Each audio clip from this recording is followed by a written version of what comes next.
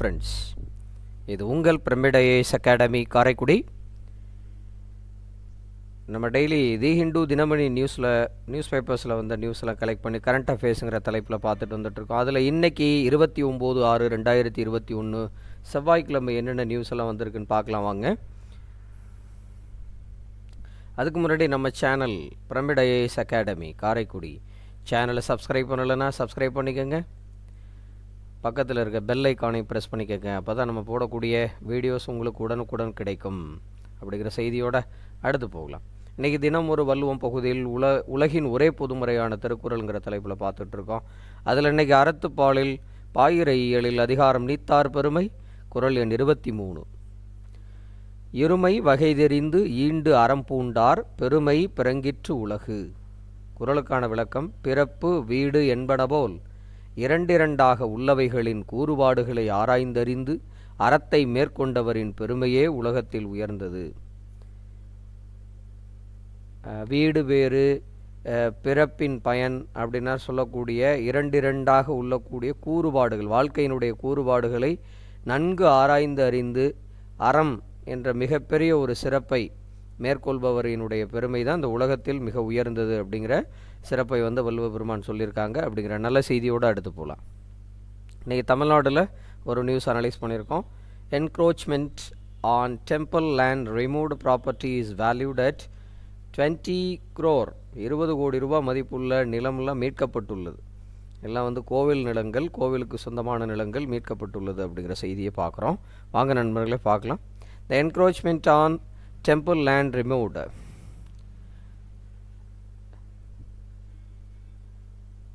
இதில் முக்கியமாக இந்த ஹிந்து ரிலீஜியஸ் அண்ட் சேரிட்டபிள் என்டோன்மெண்ட்ஸ்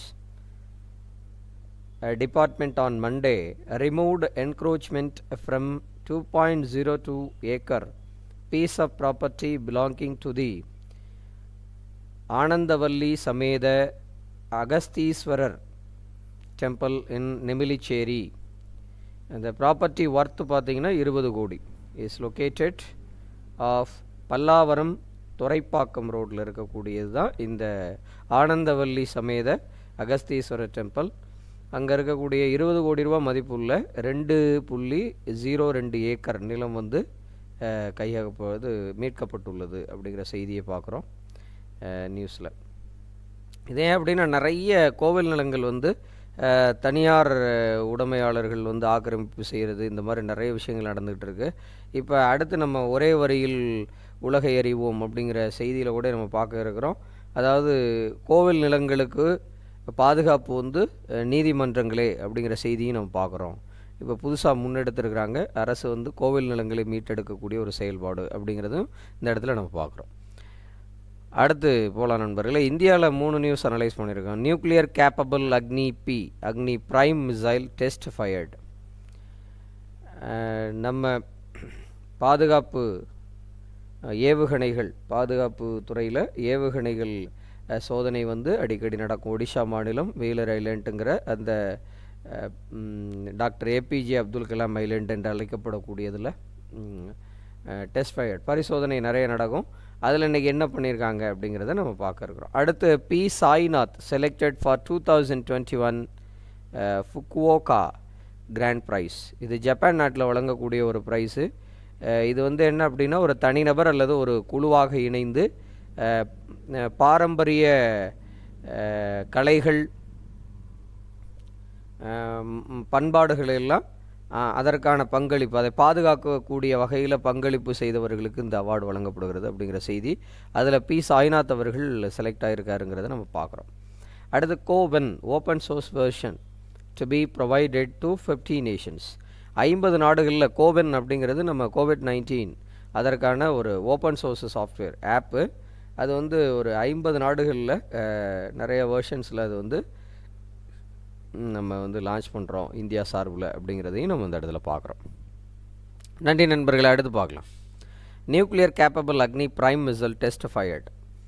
இதில் பார்த்திங்கன்னா அணு ஆயுதங்களை சுமந்து செல்லும் திறன் கொண்ட கண்டம் விட்டு கண்டம், தட் இஸ் கண்டம் விட்டு கண்டம் பாயும், தட் இஸ் இந்த அக்னி ரேஞ்சஸ் நான் போட்டிருக்கேன் பின்னாடி. அக்னி சீரீஸில் வர்றது எல்லாமே இந்த சர்ஃபேஸ் டு சர்ஃபேஸ் பார்ப்போம். தட் இஸ் கண்டம் விட்டு கண்டம் பாயும் அதிநவீன அக்னி பிரைம் ஏவுகணை திங்கட்கிழமை வெற்றிகரமாக சோதிக்கப்பட்டது. அக்னி ரக ஏவுகணைகளில் அதிநவீன மேம்பட்ட வகையாக அக்னி பிரைம் ஏவுகணை விளங்குகிறது. 1000 கிலோமீட்டர் முதல் 2000 கிலோமீட்டர் தூரம் வரை சர்ஃபேஸ் டு சர்ஃபேஸில் 1000 கிலோமீட்டர் முதல் 2000 கிலோமீட்டர் வரை இலக்குகளை எட்டும் திறனை இந்த ஏவுகணை பெற்றுள்ளது அப்படிங்கிறத பார்க்குறோம். அக்னி பிரைம் பாதுகாப்பு ஆராய்ச்சி மற்றும் மேம்பாட்டு அமைப்பு defence research and development organisation உருவாக்கிய இந்த ஏவுகணை ஒடிசா மாநிலத்தின் பாலசோர்னு சொல்கிற பாலேஸ்வரம் தமிழில் அருகே உள்ள ஏபிஜே அப்துல் கலாம் தீவிலிருந்து திங்கட்கிழமை காலை 10:55 மணிக்கு விண்ணில் ஏவ வெற்றிகரமாக சோதனை செய்யப்பட்டது என்பதை இந்த இடத்துல நம்ம பார்க்குறோம். இது ரிலேட்டடாக என்னென்ன இருக்குதுன்னு பார்க்கலாம். நம்ம பாதுகாப்பு துறைகளில் என்னென்ன மாதிரியான ஏவுகணைகள் பயன்படுதுங்கிறத பார்க்கலாம் நண்பர்களே. ஆகாஷ், அந்த வகையில் நம்ம முதல்ல பார்க்குறது ஆகாஷ். ஆகாஷும் ஒரு சர்ஃபேஸ் டு ஏர் மிசைல், அதாவது மேற்பரப்பிலிருந்து நம்ம பூமியிலிருந்து ஆகாயம் வானத்தில் ஏர் மிசைல். அப்போ பூமியிலிருந்து ஆகாயம் நோக்கி ஏவக்கூடிய ஏவுகணை. டார்கெட்டோட ஏர்கிராஃப்ட் பாருங்கள், அப் டு 30 கிலோமீட்டர் அவே, சர்ஃபேஸ்லேருந்து 30 கிலோமீட்டர் உயரத்தில் 30 கிலோமீட்டர் வெளியில். அதோட உயரம் பார்த்திங்கன்னா எவ்வளோ, ஏர் மிசைல் இல்லையா, ஏரில் எவ்வளோன்னு பார்த்தீங்கன்னா 18,000 மீட்டர் ஆல்டிடியூட் உயரத்தில் போய் 30 கிலோமீட்டர் வெளியில் அங்கே இருக்கக்கூடிய இலக்கை தாக்கி பாதுகாப்பை நல்கக்கூடியது ஆகாஷ் ஏவுகணை. ஆகாஷ்னால ஆகாயம் அப்படிங்கிறத நீங்கள் ஞாபகம் வச்சுக்கிட்டிங்கன்னா பூமியிலிருந்து ஆகாயத்திற்கு ஏவக்கூடிய ஏவுகணை அப்படின்றது உங்களுக்கு தெரியும். சர்ஃபேஸ் டு ஏர் மிசைல் அப்படிங்கிறது தெரியும். நெக்ஸ்ட்டு நம்ம பார்க்குற ஒரு ஏவுகணைனா த்ரிஷூல். த்ரிஷூல் பார்த்திங்கன்னா short range surface to air missile. ஆகாஷுங்கிறது ரொம்ப ப்ராடாக இருந்தது, ரொம்ப லாங்கு, ஹை ஆல்டிடியூட் போகுது, 18,000 மீட்டர் வரைக்கும் போகுது பாருங்கள். ஆனால் இது short range surface to air missile. இதுவும் கண்டத்திலிருந்து ஆகாயம் நோக்கி ஏவக்கூடிய ஏவுகணை தான், சர்ஃபேஸ் டு ஏர் மிசைல் தான். The range of the missile is 12 kilometer and is fitted with a 15 kg warhead. அதாவது தாக்குதலில் 15 கிலோகிராம் பாதுகாப்பு உபகரணங்களை எடுத்து செல்லக்கூடியது. இதோட வெயிட் பார்த்திங்கன்னா இந்த ஏவுகணையோட மொத்த வெயிட் 130 கிலோகிராம் இருக்கும் அப்படிங்கிற செய்தியை பார்க்குறோம். அப்போ பாருங்கள், இது 30 கிலோமீட்டராகவே, இது 12 கிலோமீட்டர்ஸ். அப்போ ஷார்ட் ரேஞ்ச், ஒரு ஷார்ட்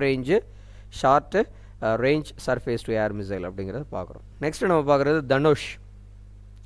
தனுஷ் பார்த்திங்கன்னா ஃபயர்ட் மாடிஃபைடு வெர்ஷன் தான். பிருத்திவி 2 அண்ட் பிருத்திவி 3, பிருத்திவி 2 அண்ட் பிருத்திவி 3 ஒரு மாடிஃபைடு வெர்ஷன் தான் தனுஷ் அப்படின்னு சொல்கிறோம். இந்த பிருத்திவியோட ரேஞ்சஸ் பின்னாடி பார்க்குறோம் நம்ம. அதே மாதிரி பிரம்மோஸ் பாருங்கள். பிரம்மோஸுங்கிறது ரொம்ப முக்கியமானது. இது ஒரு மேக் 3 டெக்னாலஜி உள்ள supersonic cruise missile developed and collaboration with Russia. ரஷ்யாவினுடைய தொழில்நுட்பத்தினுடன் உருவாக்கப்படுற ஒரு ஏவுகணை தான் உங்களுக்கு பிரம்மோஸ் அப்படிங்கிறது. So land attack antiship variants, இது பார்த்திங்கன்னா கண்டத்திலேயே தாக்கக்கூடியது, அதாவது நிலத்தில் வார் செய்யக்கூடிய ஒரு ஏவுகணை பிரம்மோஸுங்கிறது. பிரம்மோஸ் ஏவுகணை அப்படிங்கிறத ஞாபகம் வச்சுக்கலாம். பிரம்மோஸுங்கிறது தரையிலேயே ஏவக்கூடிய ஒரு ஏவுகணை. த range has been upgraded to nearly 490 500 kilometres வரைக்கும் இலக்கை தாக்க உள்ளது பிரம்மோஸுங்கிறது தரையிலேயே. ஸோ அந்த மாதிரி பார்க்குறோம். தமிழ் மீடியம் ஸ்டூடெண்ட்ஸு இங்கிட்ட தமிழில் இருக்குது, நீங்கள் ரெஃபர் பண்ணிக்கலாம். ஆகாஷ், த்ரிஷூல் அண்ட் தனுஷ், பிரம்மோஸ் எல்லாமே. நன்றி நண்பர்களே. அடுத்து பிருத்திவி சீரீஸில் பாருங்கள். பிருத்திவி சீரீஸில் எல்லாமே பாருங்கள். பிருத்திவி 1 பாருங்கள், எல்லாமே ஷார்ட் ரேஞ்சு பேலிஸ்டிக் மிசைல்னு பேர், SRBMனா. அதில் ஸ்டேஜஸ் 1 ஸ்டேஜ், அதாவது அந்த ஸ்டேஜ், அந்த ஏவுகணையில் இருக்கக்கூடிய ஸ்டேஜ் ரேஞ்ச் பார்த்திங்கன்னா 150 கிலோமீட்டர். இப்போ 2 ரேஞ்ச் இருக்குதுன்னு பார்த்துங்க. 250லேருந்து 350 கிலோமீட்டர்ஸ் ரேஞ்ச் வரைக்கும் போகும். அதோட பேலோடு 500லேருந்து 1000 கிலோகிராம். இது 1000 கிலோகிராம், இது 1000 கிலோகிராம் வரைக்கும் நம்ம ரேஞ்சஸ் டிவைட் பண்ணி வச்சுக்கிறோம். ஏர்ஃபோர்ஸ் அண்ட் ஆர்மியில் இதை பயன்படுத்துகிறோம்.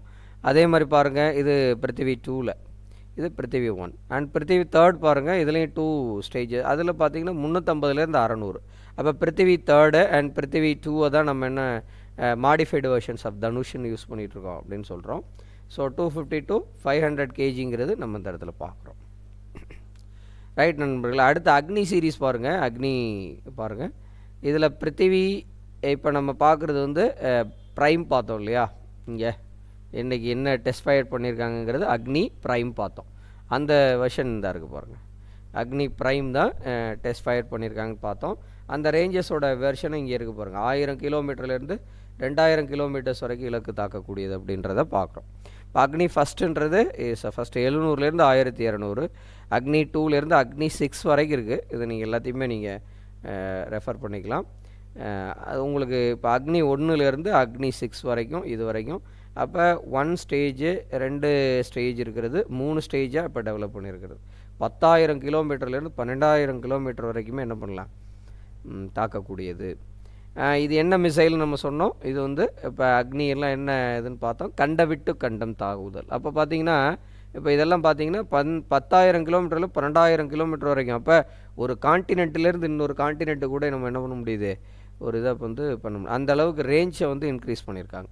இதெல்லாம் வந்து நம்ம பாதுகாப்பு துறையில் இருக்கக்கூடிய ஏவுகணைகளுடைய வகைகள் அப்படிங்கிறத உங்கள் நாலேஜுக்கு கொடுக்குறோம். நன்றி நண்பர்களே. அடுத்து பி சாய்னா செலக்டட் ஃபார் 2021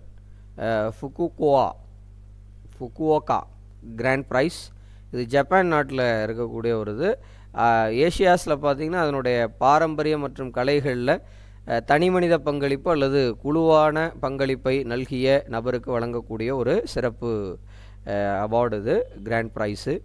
அதை வந்து இப்போ 2021க்கு மிஸ்டர் சாய்நாத் அவர்கள் வந்து செலக்ட் ஆகியிருக்காங்க. இது ஜப்பானில் இருக்கக்கூடிய ஒரு கம்பெனி, ஒரு அவார்டு வழங்கக்கூடிய ஒரு ஆர்கனைசேஷன், ஜப்பான் இந்த இருக்குல்ல. So this is will go Kishimoto Mio of Japan and film mark maker Prabda Yoon and Thailand respectively. இவங்கெல்லாம் பார்த்திங்கன்னா அதில் அடுத்த அவார்டு வின்னர்ஸ் அப்படிங்கிறதையும் நம்ம பார்க்குறோம். இது ஜப்பானில் இருக்கக்கூடிய ஒரு ஆர்கனைசேஷன் தான் இதை கொடுக்குறாங்க. அதாவது இதில் பார்த்திங்கன்னா டோட்டல் 115 பீப்புள் ஃப்ரம் 28 கண்ட்ரிஸ், 28 நாடுகளிலிருந்து 115 people and areas have received the prize in the past 30 years. ஒரு லாஸ்ட்டாக ஒரு ஏன் அப்படின்னா the prize was establish in 1990, 1990 இது வழங்கப்பட்டிருக்கு, ஏற்படுத்தப்பட்டிருக்கு. அதுலேருந்து 30 வருடங்களில் 115 நபர்கள் வாங்கியிருக்காங்க. இது எதுக்கு வழங்குகிறோம் அப்படிங்கிறது தான் இப்போ நான் உங்களுக்கு சொன்னது. ஏஷியன் கல்ச்சர்ஸ் இங்கே போட்டிருக்கோம் பாருங்கள். Asian cultures and to create a broad framework of exchange of mutual learning among the Asian people. அப்போ அதுக்காக வழங்கக்கூடியது. அப்போ ஆசிய கண்டங்களில் இருக்கக்கூடிய பாரம்பரிய மற்றும் கலைகளினுடைய பங்களிப்பு, பகிர்ந்தளிப்பு, மக்களுக்கு அதில் ஒரு விழிப்புணர்வை ஏற்படுத்துவது, இந்த மாதிரி அவங்களுடைய தனிநபர் அல்லது குழுவான செயல்பாட்டுக்கு வழங்கக்கூடிய ஒரு அவார்டுங்கிறத தெரிஞ்சுக்கிறீங்க. நன்றி நண்பர்களே. அடுத்து CoWIN open source version to be provided to 50 nations. அதில் India will soon provide and open source version of its CoWIN application to nearly 50 countries. 50 நாடுகளில் பார்த்திங்கன்னா இந்த கோவின்ங்கிற ஆப்பு ஓப்பன் சோர்ஸ் பிளாட்ஃபார்மு நம்ம லான்ச் பண்ணுறோம்.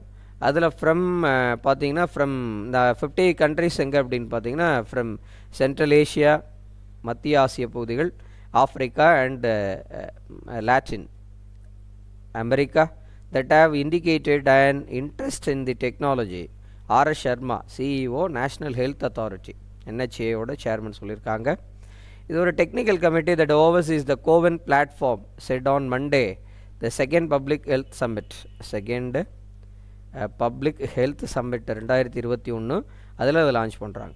இதோட நோக்கம் பாருங்கள், எமர்ஜிங் அப்ஜெக்டிவ் ஆஃப் திஸ் அப்படின்னு பார்த்தீங்கன்னா objective of this emerging imperative in strengthening public health for India organized by the Confederation of Indian Industry அப்படிங்கிறத நம்ம தெரிஞ்சுக்கிறோம். நன்றி நண்பர்களே. இது இப்போ கோவின் அப்படிங்கிற ஆப் என்ன சொல்லுது அப்படின்னு, to collect real time feedback of the vaccination programmes. நம்ம கொரோனா தடுப்பூசி அதில் ரியல் டைம் ஃபீட்பேக்ஸ் என்ன, தடுப்பூசி எங்கே போடுறது, எங்கெங்கெல்லாம் அது கேம்ப்பு ப்ரோக்ராம்ஸு எல்லாத்தையுமே இதிலேருந்து நம்ம ஃபீட்பேக்ஸை கலெக்ட் பண்ணக்கூடிய ஒரு பிளாட்ஃபார்மாக இருக்குது அப்படிங்கிறத நம்ம பார்க்குறோம். நன்றி நண்பர்களே. அடுத்து சீனா உலகின் 2வது மிகப்பெரிய நீர்மின் நிலையத்தில் மின் உற்பத்தி தொடக்கம். சீனாவில் பார்த்திங்கன்னா 2வது மிகப்பெரிய நீர் மின் உற்பத்தி நிலையத்தை அமைச்சிருக்காங்க. அப்போ அது ஹைட்ரோ எலக்ட்ரிக் பவர் ஜென்ரேஷன் அப்படிங்கிறது நமக்கு தெரியும். சீனாவில் 2வது பெரிய, உலகத்திலே மிகப்பெரிய 2வது மிகப்பெரிய நீர்மின் நிலையம். பாயும் யாங்சே ஆற்றின் துணை நதியான ஜின்ஷா ஆற்றின் குறுக்கே இந்த நீர்மின் நிலையத்துக்கான பைஹேட்டன் அணையை சீனா கட்டியுள்ளது. இது பார்த்திங்கன்னா 954 அடி உயரம் கொண்ட இந்த அணையில் தலா 10 லட்சம் கிலோவாட்ஸ், 10 லட்சம்ங்கிறது இட்ஸ் 1 மில்லியன் கிலோவாட் சொல்லலாம் நம்ம, மின் உற்பத்தி திறன் கொண்ட 16 அலகுகள் அமைக்கப்படுகின்றன, 16 யூனிட்ஸ். முன்னதாக பார்த்திங்கன்னா யாங்சே ஆற்று குறுக்கே கட்டப்பட்ட 2.25 கோடி கிலோவாட் 2.25 கோடி கிலோவாட் மின் உற்பத்தி திறன் கொண்ட 3 கோர்ஜஸ் அணையை சீனா கடந்த 2003ஆம் ஆண்டு திறந்து செயல்பாட்டுக்கு கொண்டு வந்தது. இது நம்ம முன்னாடி அதிகமானது. இது 2வது மிகப்பெரிய நீர்மின் உற்பத்தி தொடக்கம். ஆனால் நிறைய நாடுகளில் பார்த்திங்கன்னா இந்த நீர்மின் அணைகளை வந்து அதிக அளவில் கட்டுவது வந்து வெள்ளப்பெருக்கு ஏற்பட்டு மக்கள் விவசாய நிலங்கள்லாம் பாதிக்கப்படுது, மீன்கள் உள்ளிட்ட நீர்வாழ் உயிரினங்களுக்கு அச்சுறுத்தல் ஏற்படும் வகையில் ஆற்றின் சூழல் பாதிப்பு, சுற்றுச்சூழல் ஆர்வலர்களின் எதிர்ப்பு உள்ளிட்ட காரணங்களால் நீர்மின் உற்பத்திக்கு உலகம் முழுவதும் என்ன இருக்குது அப்படின்னா ஆதரவு குறைந்து வருகிற நிலையில் சீனா வந்து இந்த ஸ்டெப்பை வந்து முன்னெடுத்திருக்காங்க அப்படிங்கிறதையும் நியூஸாக நம்ம பார்க்குறோம். நன்றி நண்பர்களே. அடுத்த விளையாட்டுங்கிற பகுதியில் நம்ம பார்க்குறது உலகக்கோப்பை துப்பாக்கி சுடுதல். குரோஷியாவில் நடக்குது. அதில் தங்கம் வென்றார் ராகி சர்னோபத். குரோஷியாவில் நடைபெறும் உலகக்கோப்பை துப்பாக்கி சுடுதல் போட்டியில் மகளிருக்கான 25 மீட்டர் பிஸ்டல் பிரிவு, இப்போ 10 மீட்டர் பார்த்தோம் அதுக்கு முன்னாடி, இப்போ 25 மீட்டர் பிஸ்டல் பிரிவு இந்தியாவின் ராகி ஷர்னோபத் தங்கப்பதக்கம் வென்றிருக்கிறார் அப்படிங்கிற செய்தி பார்க்குறோம். மகளிருக்கான 25 மீட்டர் பிஸ்டல் இறுதிச் சுற்றில் ராகி சர்னோபத் 39 புள்ளிகளுடன் முதலிடம் பிடித்திருக்கிறார், தங்கத்தை வென்று கொடுத்துருக்காங்க அப்படிங்கிறதையும் நம்ம பார்க்குறோம். நன்றி நண்பர்களே. அடுத்து Deepika ranked number 1 after Paris exploits. உங்களுக்கு தெரியும் ஏற்கனவே வில்வித்தை போட்டியில் archer Deepika Kumari who won 3 gold medal in world cup stage 3. ஏற்கனவே நம்ம பார்த்துருக்கோம் இதை. அவங்க கணவரோடு ஒன்று, அப்புறம் மிக்சடில் வாங்கியிருக்காங்க, கணவரோட மிக்சடு டபுள்ஸில் வாங்கியிருக்காங்க, இண்டிவிஜுவலில் வாங்கியிருக்காங்க, அப்புறம் குரூப்பாக 3 பேர் பங்கேற்ற அந்த இதுலேயும் வாங்கியிருக்காங்க அப்படிங்கிறது பார்க்குறோம். Paris jump to the number 1 spot in recurve women's individual world rankings அப்படிங்கிறத பார்க்குறோம். லேட்டஸ்ட் ரேங்கிங்கில் பார்த்திங்கன்னா world archery the Tokyo Olympic pounds Deepika gathered 90 points from the Paris event totally 263.7 வாங்கி டாப்புக்கு போயிருக்காங்க அப்படிங்கிறத நம்ம பார்க்குறோம் தீபிகா குமாரி. அதே மாதிரி அவங்களுடைய கணவர்னு சொன்னோம் இல்லையா, ஹர் ஹஸ்பண்ட் அத்தானு தாஸ் பார்த்திங்கன்னா leaped 4 slots to ranked 9th in the recurve men's இண்டிவிஜுவலில் 9th ரேங்கில் இருக்கார் அவர் கேட்டகரியில். இவங்க டாப்புக்கு போயிருக்காங்கிறத நம்ம பார்க்குறோம். நன்றி நண்பர்களே. ஒரே வரியில் உலக அறிவோம் வாங்க. Man diagnosed with green fungus infection treated at private hospital. இது என்னது பச்சை பூஞ்சைன்னு ஒன்று இருக்கா அப்படின்னு பார்த்தீங்கன்னா, இப்போ கருப்பு பூஞ்சை ஒன்று பார்த்தோம், மியூக்கர் மைக்கோசிஸ். மைக்காலஜிங்கிறது ஸ்டடி ஆஃப் ஃபங்கே நம்ம சொல்லுவோம். மைக்காலஜிங்கிறது என்னது, that is mycology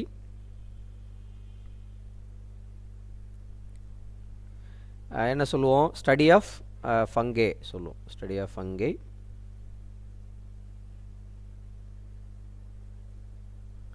study of ஃபங்கை பற்றி படிக்கிறது மைக்காலஜி அப்படிம்போம். அதில் பார்த்தீங்கன்னா இப்போ மியூக்கர் மைக்கோசிஸ்ங்கிற கருப்பு பூஞ்சை, மியூக்கர் மைக்கோசிஸ் அப்படிங்கிறது நம்ம பார்த்துட்டு வந்தோம். இது என்ன அப்படின்னு பார்த்தீங்கன்னா, இவர் COVID-19லேருந்து ட்ரீட்மெண்ட்டுக்கு அப்புறம் நல்லா வந்துட்டார். ஆனால் அதுக்கப்புறம் இந்த இன்ஃபெக்ஷன் வந்து கண்டுபிடிச்சிருக்காங்க. Infection post recovery from COVID-19. 32 வயசு ஆகிற அவர் வந்து இது அவர்கிட்டேருந்து கண்டுபிடிச்சிருக்காங்க. க்ரீன் ஃபங்கஸ் இது வந்து என்ன வகைன்னு பார்த்தீங்கன்னா, பூஞ்சையில் நிறைய வகை இருக்கு இல்லையா, அதில் ஆஸ்பெர்ஜில்லஸ் இது அந்த இடத்துல இது மட்டும் தான் சொல்லணுங்கிறது தான் இந்த செய்தியோட நோக்கம். ஆஸ்பெர்ஜில்லஸ் வகையை சேர்ந்த க்ரீன் ஃபங்கஸ் இன்ஃபெக்ஷன் வந்து கண்டுபிடிச்சிருக்காங்க ENT ஸ்பெஷலிஸ்ட் அப்படிங்கிறத பார்க்குறோம். நன்றி நண்பர்களே. அடுத்து attorney general mister Venugopal gets 1 more extension. Attorney general பதவிக்காலம் ஓராண்டுக்கு நீட்டிப்பு. அட்டார்னி ஜெனரல் பார்த்திங்கன்னா யார் இருக்கான்னு உங்களுக்கு தெரியும், நிறைய இடத்துல பார்த்துட்டே வரோம். அட்டார்னி ஜெனரல் KK வேணுகோபால் பதவி காலத்தை மேலும் ஓராண்டுக்கு நீட்டிக்க மத்திய அரசு முடிவெடுத்துள்ளது.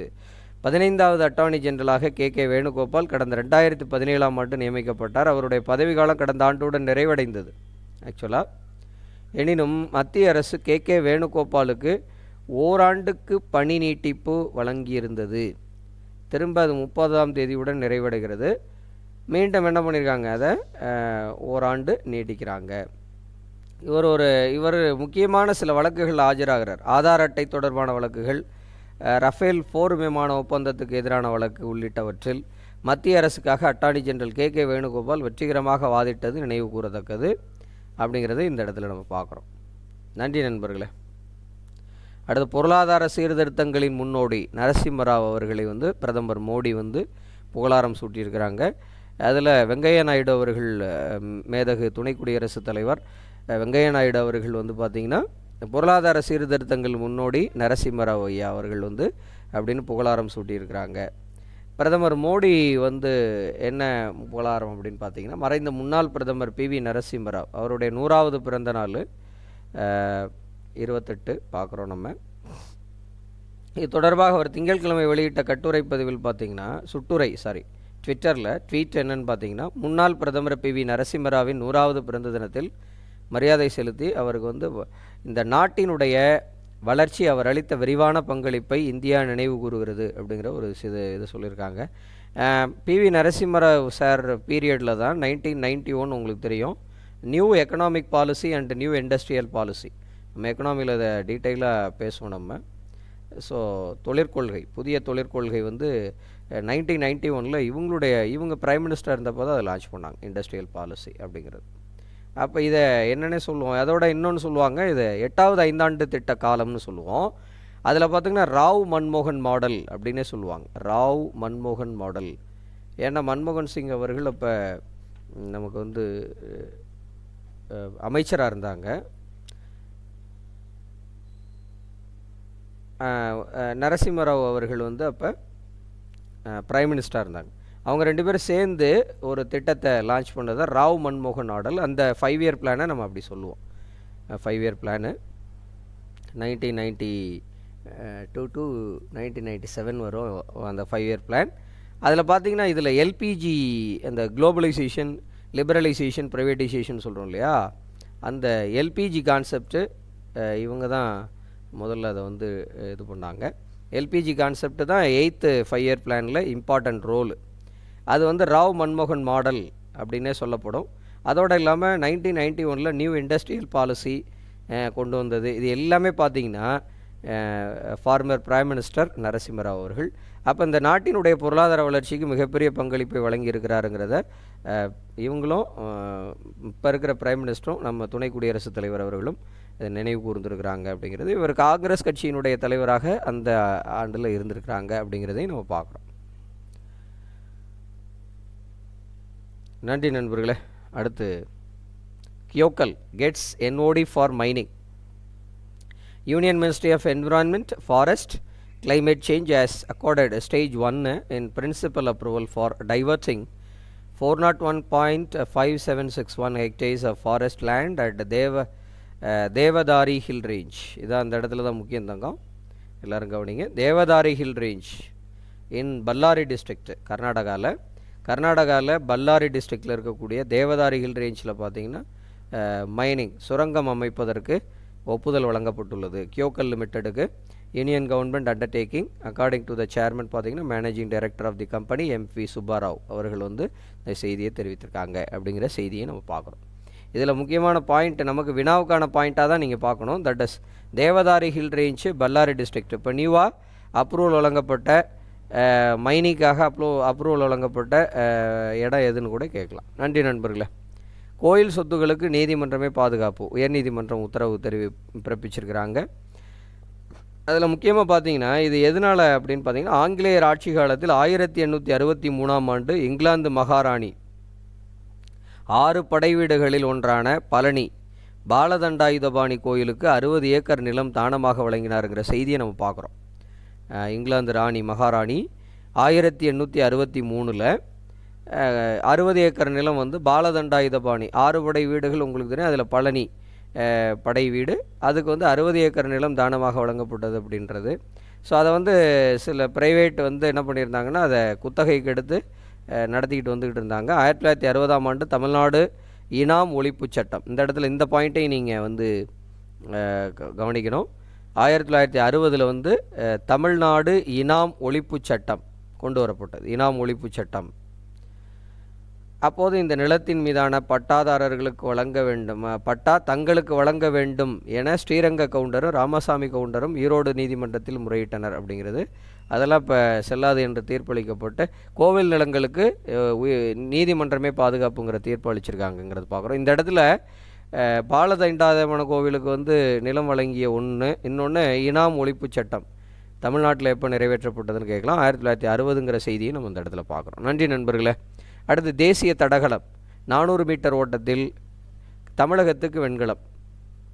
நேஷ்னல் அத்லெட்டிக் சாம்பியன்ஷிப் பார்த்திங்கன்னா போட்டியில் மகளிருக்கான 400 மீட்டர் ஓட்டத்தில் ஃபீமேல் கேட்டகரி 400 மீட்டர் ஓட்டத்தில் தமிழகத்தின் வீரமணி ரேவதி அவர்கள் 53.71 வினாடிகளில் இலக்கை எட்டி 3ஆம் இடம் பிடித்தார். அதனால் வெண்கலப் பதக்கம் அப்படிங்கிற செய்தி. வீரமணி ரேவதி தேசியத்தில் தமிழ்நாட்டுக்கு வெண்கலப் பதக்கம். தமிழ்நாடு நியூஸாக நீங்கள் பார்க்கணும், ரொம்ப முக்கியமானது, கேட்பாங்க. நன்றி நண்பர்களே. இன்று நம்ம பார்த்த அனைத்து தகவல்களும் உங்களுக்கு பயனுள்ளதாக அமைந்திருக்கும். இந்த வீடியோ உங்களுக்கு பிடிச்சிருந்துச்சுன்னா லைக் பண்ணுங்கள், ஷேர் பண்ணுங்கள், கமெண்ட்டை பாஸ் பண்ணுங்கள். மறக்காமல் எல்லா வீடியோஸையும் ஸ்கிப் பண்ணாமல் தொடர்ந்து பாருங்கள். நம்ம சேனலை நீங்கள் சப்ஸ்கிரைப் பண்ணலாம், அவசியம் சப்ஸ்கிரைப் பண்ணிக்கோங்க. உங்கள் கமெண்ட்ஸையும் பாஸ் பண்ணுங்கள். அடுத்த நல்லதொரு வீடியோவில் உங்களை சந்திக்கும் வரை நன்றியுடன் விடை கூறுவது உங்கள் பிரமிட் IAS அகாடமி. நன்றி.